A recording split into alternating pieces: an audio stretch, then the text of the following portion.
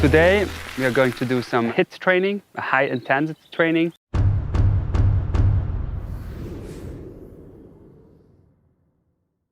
I do all kind of different intensity training. I work on some of them. I work on my threshold. That's the highest maximum pace over an hour.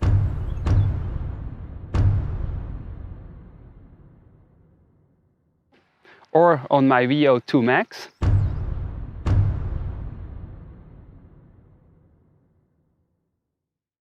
That's the zone where you have the highest oxygen intake.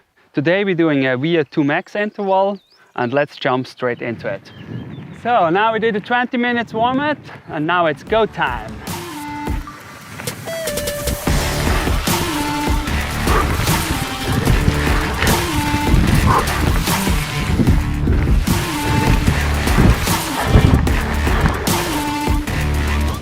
If you have no clue what VO2 max is, threshold, or what power is, best if you want to get serious with your training, get a power meter for your bike. There are several different products.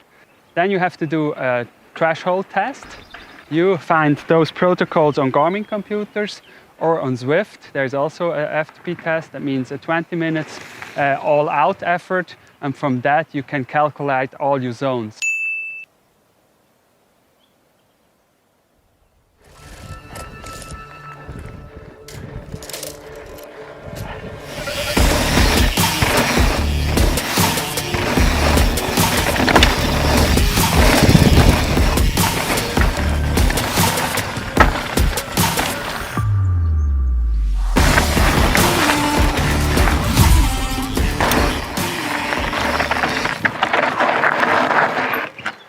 And we prefer to do those intervals on a hill where we have a nice trail to simulate a race and to learn to recover on a technical descent. Like Andrew is showing. Woo-hoo! Go! One more to go!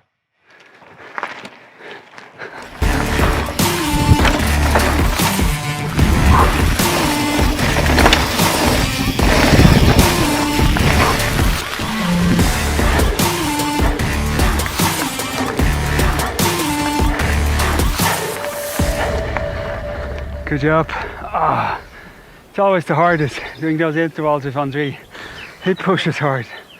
Whew, but that's also good for myself. So we did now 6 times 5 minutes on VO2 max. That's quite a common protocol for VO2 max intervals. But you can be creative. All intensities between 3 minutes to up to 8 minutes for the high intensity, with some recovery in between, with a total time of between 25 to up to 40 minutes if you want to go really extreme. And those are really effective to increase your VO2 max. That means the highest possible oxygen intake. To give you an idea of my numbers, we do those VO2 max intervals now in between 420 to 470 watts. That always depends how heavy you are, where your threshold are, where your VO2 max is.